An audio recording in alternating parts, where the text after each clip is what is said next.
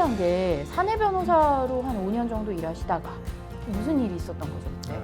코스타리카, 브라질, 아르헨티나 그리고 베네수엘라 등등을 담당을 했고요. 영업에서는 숫자가 인격이라고 하잖아요. 그래서 숫자가 좋았을 때는 좋은 대접을 받았고 숫자가 안 좋았을 때는 많이 깨졌고 변호사라는 것과는 상관이 없이 딜라이트가 공익 활동에 있어서 세계적으로도 어느 로펌보다 열정적으로 활동을 하고 있다는 것에 대해서 굉장히 자부심을 가지고 있습니다. 주저없이 합류한 이유 중에 하나입니다.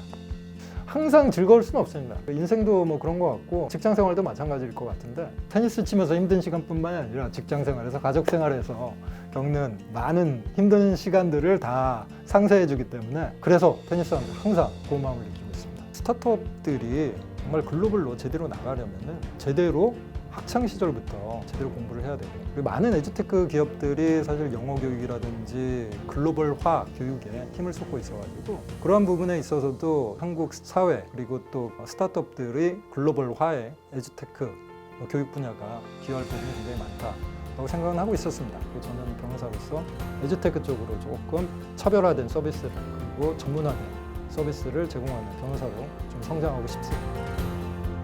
디터뷰 시간입니다. 안녕하세요, 변호사님. 안녕하세요. 그 변호사 생활을 이제 보니까 미국에서 먼저 시작을 하시고 네. 삼성에서 또 하셨더라고요. 미국에서의 변호사 경험 어떠셨어요? 제가 로스쿨 나오고 한 1년 반 정도 워싱턴 DC에 있는 조금 작은 하지만 굉장히 실력 있는 로펌에서 1년 반 정도 있었습니다. 대형 로펌에서 나오신 파트너께서 대형 로펌보다 더 높은 수준의 워크 프로덕트를 요구하시면서 더 빠르게 진행해야 된다.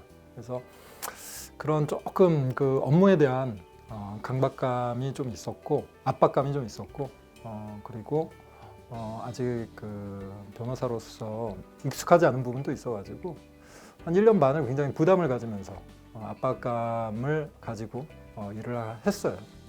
그리고 그 와중에 한국에서 좋은 기회가 있어서 삼성에 오게 됐고 삼성에 와서는 많은 부분 굉장히 즐겁고 보람차게 일을 했습니다.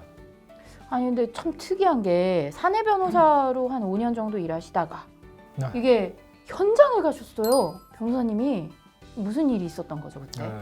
그게 이제 사례도 없는 거고 일반적이지도 않고 또 회사 차원에서도 굉장히 부담스러운 요청이었긴 한데 저 개인적으로는 좀 회사에 좀 더 깊숙하게 들어가 보자. 왜냐하면 법무팀이 분명히 사내 변호사로서 일은 하고는 있지만 어떻게 보면 약간 외곽에 있는 조직이었습니다. 그리고 변호사라는 특수한 직군이었기 때문에 뭐라고 할까요? 100% 삼성전자라는 회사가 어떻게 굴러가는지, 어떻게 돈을 버는지, 어떻게 스트레스를 받고 어떻게 사람들이 힘들어하는지 그런 걸 한번 제대로 진짜 삼성전자의 일원으로서 한번 경험을 해보겠다라는 생각이 들었고 그리고 비즈니스를 제대로 이해를 해야지 저희가 변호사로서 업무를 하는데도 정말로 실질적으로 도움이 되는 자문을 계약 검토를 할 수 있겠다라는 생각이 좀 한 5년 정도 계약 검토를 하면서 법무 일을 하면서 굉장히 그 생각이 강해졌습니다. 그리고 결론적으로는 제 결론이 맞았다고 생각이 들고요. 그러고 나서 해외 사업부로 발령을 받아서 가신 건가요? 네. 한 1년 정도 고위 임원분들에게 많이 어필을 했고요. 많이 졸랐고 조금 이상한 변호사라는 얘기도 좀 듣고 그랬지만 줄기차게 요청을 해가지고 뜻을 굽히지 않아서 성공적으로 해외 영업적으로 이직을 할 수가 있었습니다. 지금까지 아마 그런 사례는 없을 거고요. 이게 뭐 꼭 제가 추천하는 그 사례도 아닙니다. 하지만 저한테는 굉장히 좋은 사례였고요. 좋은 경험이었고요. 그래서 3년간 무선사업부 중남미 담당으로서 활동을 했고 100% 성공적이었다라고는 얘기는 못 하겠어요. 몇 년 계신 거예요? 3년 있었습니다. 그래서 우와. 중남미의 뭐 다양한 국가들, 코스타리카, 브라질, 아르헨티나 그리고 베네수엘라 등등을 담당을 했고요. 숫자가 좋았던 적도 있고, 영업에서는 숫자가 인격이라고 하잖아요. 그래서 숫자가 좋았을 때는 좋은 대접을 받았고, 이건 변호사라는 것과는 상관이 없이요. 숫자가 안 좋았을 때는 많이 깨졌고, 그러면서 삼성전자 그리고 직장인으로서 생활한다는 게 이런 거구나 라는 것을 많이 깨달았습니다. 고생하셨어요. 아니요, 즐거웠습니다. 아, 진짜요? 특권이었다고 생각합니다. 그리고 혜택이었다고 생각하고, 지금도 지금 그 이직을 허락해준 그 모모 사장님께, 두 분이 계시는 모모 사장님, 모모 사장님께 항상 감사한 마음을 가지고 있습니다. 깨졌던 순간도 그렇게 생각하실 정도면 갑자기 멋있어지려고 그러는데, 그 경험을 바탕으로 스타트업에 가셨어요. 네. 보니까 한 3군데 정도 계셨던 것 같아요. 네. 제가 스타트업을 처음 경험한 거는 삼성전자 법무팀에 있을 때였어요. 그때 제가 무선사업부에서 다양한 모바일 서비스, 콘텐츠 서비스가 런칭되고 기획되고, 그리고 파트너를 섭외하고 파트너와 계약하는 거 좀 거의 전담하다시피 했었고, 그리고 또 저도 사업부 분들과 좀 잘 지내다 보니까 계약 협상에도 직접 굉장히 많이 관여를 했습니다. 그러면서 미국의 스타트업들과도 이제 계약 협상을 같이 하는 경우가 많이 있었고요. 스타트업인 경우는 변호사 출신의 영업 중역들이, 영업 이사들이 주로 제 카운터파트로 참여를 했습니다. 직접 한국에 와가지고 삼성전자에 방문해서 협상을 하기도 했고요. 그러면서 몇 개 스타트업 기업들이 좀 기억에 남는데 굉장히 유명한 기업들이었죠. 그 중에 하나가 굉장히 인상 깊었던 게, 계약 협상을 하면서 UX 얘기를 계속 하더라고요. UX, 즉 이 자기네 서비스가 이 삼성 무선 단말 안에서 어디에 위치하는지, 몇 번 클릭을 해서 그 서비스로 넘어가는지, 그런 거를 또 계약서에 꼭 담으려고 했고, 그거에 대해서 이제 굉장히 주도적으로 협상을 했습니다. 그게 저한테는 굉장히 깊은 인상을 남겼어요. 정말로 사업적인 부분까지 다 관여를 하면서 계약서를 이렇게 협상하는 게 제가 꿈꾸는 뭐랄까 미래의 제 모습이 아닐까라는 좀 생각을 하게 됐고요. 그래서 그때부터 조금 더 영업적으로, 그리고 또 비즈니스적으로 조금 더 관여를 하고 싶었던 그 좀 열망이 생겼던 것 같습니다. 결국 그래서 스타트업 전문 로펌 딜라이트에 합류를 하셨어요. 어떠세요? 스타트업에 있으면서도 제가 다시 풀타임 변호사로서 활동을 하게 된다면은 아마 딜라이트에 합류하지 않을까라는 일종의 뭐 예감은 좀 있었고요. 그리고 여러 가지 이유로 좀 조은희 변호사님을 만나서 합류 의사를 얘기를 드렸고, 흔쾌히 초청을 해주셔서 너무나 감사했습니다. 조은희 변호사님 보고 오시는 변호사님들이 많아요. 지금 딜라이트에 보면 매력이 있나요? 네. 굉장히 매력적이십니다. 남자로서, 여자로서는 뭐 어떤지 모르겠는데, 남자로서는 굉장히 멋지신 분이라고 느껴지고요. 열정이 있으시고, 에너지가 넘치시고, 그리고 이 옷을 입으시고 행동을 하시는 게 굉장히 자신감에 넘쳐 있으세요. 그게 너무 멋지신 것 같아요. 그러면서도 모두를 배려하는, 그리고 또 좀 소외된 분들을 또 배려하고 좀 어떻게든지 사회에 조금이라도 도움이 되려고 하는 그런 진정성이 느껴져가지고 저는 굉장히 멋지시고 또 롤 모델로 지금 생각하고 있습니다. 그 보니까 이미 딜라이트 오시기 전에 이제 여기에 왜 합류하는지를 엄청 정리를 해주셨어요. 네.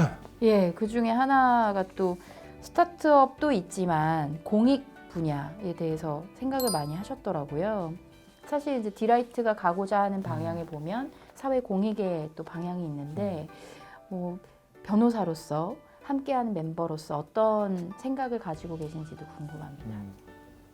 저는 이 딜라이트가 공익 활동에 있어서 정말 진정성을 가지고 한국의 어느 로펌보다 그리고 또 세계적으로도 어느 로펌보다 열심히 열정적으로 활동을 하고 있다는 것에 대해서 굉장히 자부심을 가지고 있습니다.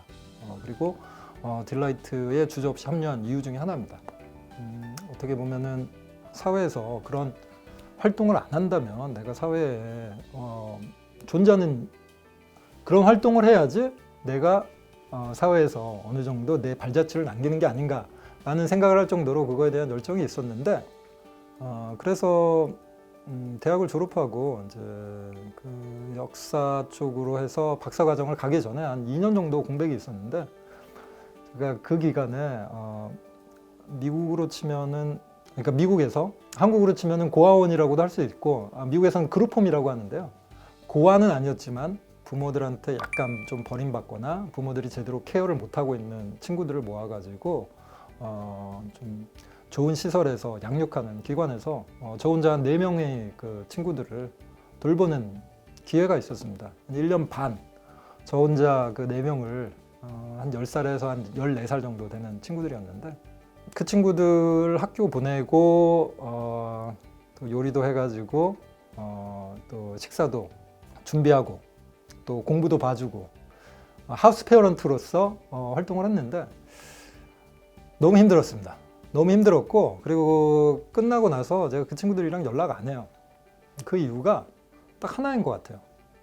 저는 그 친구들을 이해하고 그 친구들의 친구가 되려고 했던 것보다는 그냥 도움을 주려고만 했던 것 같아요.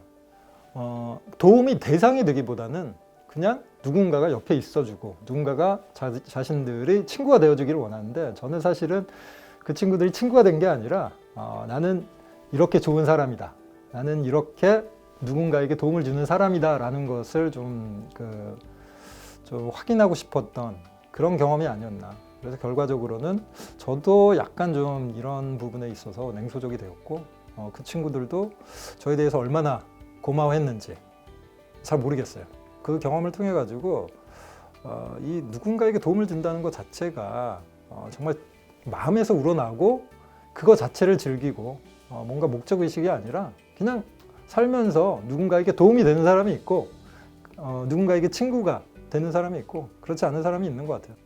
참 근데 이야기 들으면서 겸손하시다 뭐 이런 생각한 게 최근에 저희가 영화 초대 이벤트를 했어요. 다음 소희 영화 이벤트를 하자고 제안을 하신 것도 강한성 변호사님이셨고 사실 그걸 또 이제 조원희 변호사님하고 같이 결정을 해서 저희가 이제 고객사와 함께 외과박스를 빌려서 이제 영화를 같이 보는 시간을 가졌습니다. 뭐 다음 소희 영화 스토리는 다들 알고 있듯이 어떻게 보면 사회적 약자로 대변되는 어떤 계층의 이야기이기도 하고 드디어 우리도 대기업 보낸다 이거야. 하청 아니고? 여기다가 사인하시고. 반갑습니다. 저는 팀장 이준호입니다. 지효 씨. 그냥 봐. 금방 배우겠습니다, 선배님. 공인중개사야? 취업교육이라고 봤더니 화장시키고 앉았다. 그래도 이제 나 사무직 여직원이다. 힘든 일을 하면 존중받는 게 좋던데 그런 일을 한다고 잠시 아무도 신경을 안 써. 그러면 완전히 혼자가 돼. 한국 사회가 가지고 있는 뿌리 깊은 경쟁을 통한 이런 사회적인 분위기를 방증하는 영화긴 했거든요. 근데 그걸 또 문제의식을 가지고 변호사님이 같이 보자고 하셨어요. 그거 왜 하셨어요? 그것도 뭐 제가 공익 활동이라고 전혀 생각 안 했고요. 굉장히 이기적인 마음에서 했습니다. 먼저 좋은 영화고 재밌는 영화라고 제가 들었고 의미 있는 영화라고 들었고 제가 꼭 보고 싶었습니다.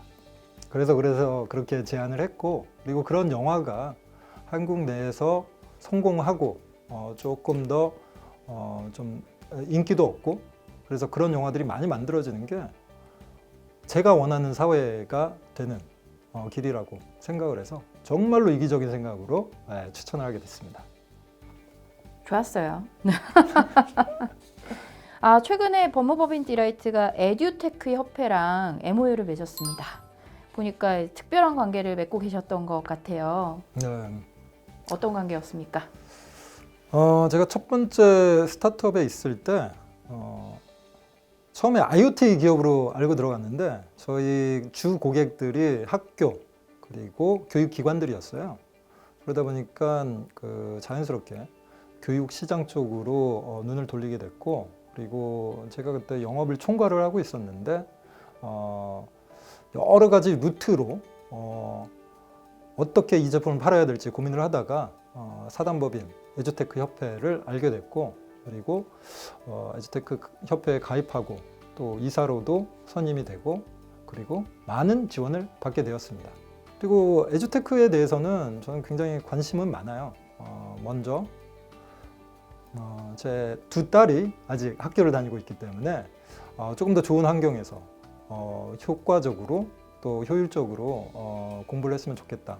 그리고 에듀테크 다양한 서비스와 제품들로 인해 가지고 저희 두 딸이 혜택을 받았으면 좋겠다라는 마음이 굉장히 강하고요.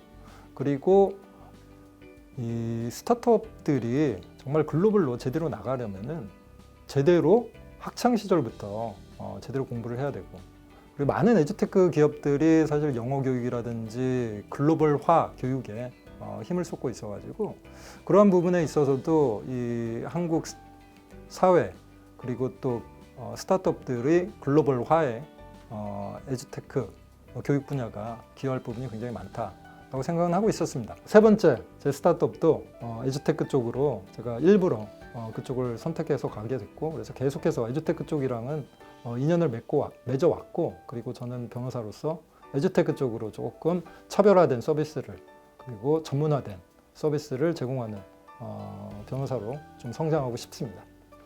주로 좀 설명을 하자면은, 제가 관심 있는 분야는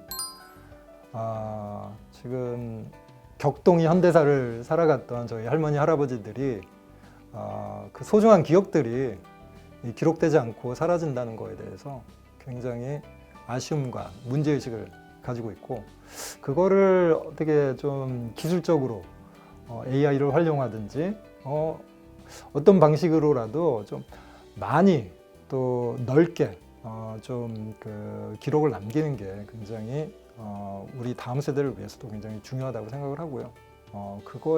그거를 아이템으로 해서 뭔가 사업을 하고 싶은데, 관심 있는 분들이 있으면 한번 연락 주십시오. 제가 참여는 못 하더라도 제가 가진 생각이나 인사이트는 무료로 제공을 해드리겠습니다. 변호사가 될 생각을 언제쯤 하셨을까요? 제가 미국 역사로 박사과정을 좀 하다가 여러 가지 이유로 그만두기로 한 그때에서야 그럼 나는 지금부터 뭘 하지? 라는 고민을 하다가 그때 변호사로서 활동을 해도 좋겠다라는 생각을 가지고 그때부터 관심을 가졌습니다. 그러니까 굉장히 늦게 관심을 가지게 되었습니다. 그럼 미국 역사 공부는 왜 하셨어요? 저는 지금도 미국 역사에 대해서 굉장히 관심 많고, 별로 요즘 책은 많이 안 읽고 있어가지고 이렇게 얘기하기가 좀 쑥스럽긴 한데, 지금도 미국 역사를 공부했다는 거에 대해서 굉장히 자부심을 가지고 있습니다. 간단하게 설명해서는 가성비입니다. 제가 다닌 대학이 필라델피아에 있었는데, 필라델피아도 굉장히 미국에서는 역사적인 도시고요. 방금 얘기한 컨스티튜션, 미국의 헌법, 세계 최초의 성문 헌법이 만들어진 도시입니다. 그러다 보니까 당연히 미국 역사에 좋은 교수들이 굉장히 많이 있었고요. 다양한 과목들을 들을 수 있었고, 평가들도 너무 좋았습니다. 그래서 가성비를 따지니 많이 배울 수 있고, 만족할 수 있는 과목들을 많이 듣자 하다 보니 자연스럽게 미국 역사 과목들을 많이 들었고, 듣다 보니까 너무 재밌었어요. 제가 질문을 드리자면, 이 질문을 좀 많이 드리는데, 미국 역사가 몇 년이 되었다고 생각하세요? 글쎄요. 몇 년이죠? 흔히 많은 분들이 200년, 250년 얘기를 합니다. 1776년에 미국이 독립을 선언했기 때문에 지금 이제 거의 250년이 됐죠. 이 원주민들은 기록을 안 남겼기 때문에 그분들이 진짜 몇만 년 전부터 미대륙에 살고 있었죠. 그렇지만 그분들은 고고학의 영역에 속합니다. 그래서 역사의 영역이 아니고, 그래서 미대륙의 역사는 1492년이 굉장히 중요하죠. 1492년에 콜럼버스가 미대륙을 발견했다고 하면 안 되는데 사실 요즘은요. 지금은 이제 미대륙에 도달했을 때 그때부터를 미국의 역사로 보통 시작으로 얘기를 하고, 진짜로는 사실 뭐 콜럼버스가 지금이 미국에 발을 디딘 건 아니기 때문에 1607년 영국이 제임스타운에 첫 발을 디디는 그때부터를 또 미국의 역사의 시작으로 또 생각할 수 있을 겁니다. 그러면은 그렇게 생각하면 한 400년에서 500년은 좋게 되는 거죠. 그 역사도 좋아하시는데 좋아하시는 영역이 또 있다고 봤어요. 테니스가 없는 삶은 정말 좀 외로울 수도 있고, 정말 제 삶의 많은 행복을 테니스와 나누었기 때문에 뭐 어떤 친구보다도 소중한 친구고 가족입니다. 너무 테니스 치고 있으면 너무 즐겁습니다. 지난주에도 오랜만에 좀 공이 잘 맞았는데 지금 생각해도 너무 즐거웠어요. 5게임 했는데 다 이겼고요. 물론 이긴 것도 중요하지만 잘 맞았다는 게 너무 중요해요. 만족할 만한 경기를 했고, 그러면서 너무나도 즐거운 시간을 가졌다는 거. 그래서 항상 즐거울 수는 없습니다. 이거 인생도 뭐 그런 것 같고, 이 직장 생활도 마찬가지일 것 같은데, 테니스도 뭐 가족 생활도 마찬가지고요. 가족 생활에서는 힘든 시간들이 뭐 즐거운 시간보다도 더 많은 경우도 많이 있는데, 이 테니스를 치면서도 좀 공이 잘 안 맞고 그러면 굉장히 뭐 짜증 날 수도 있고 막 어려울 수도 있는데, 그때 잘 맞았을 때 느끼는 그 희열, 그 즐거움이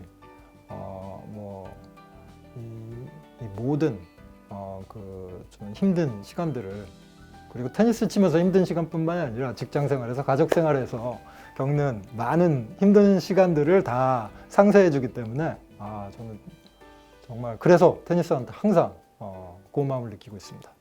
공을 치면서 다 날려버리시나 봐요. 네.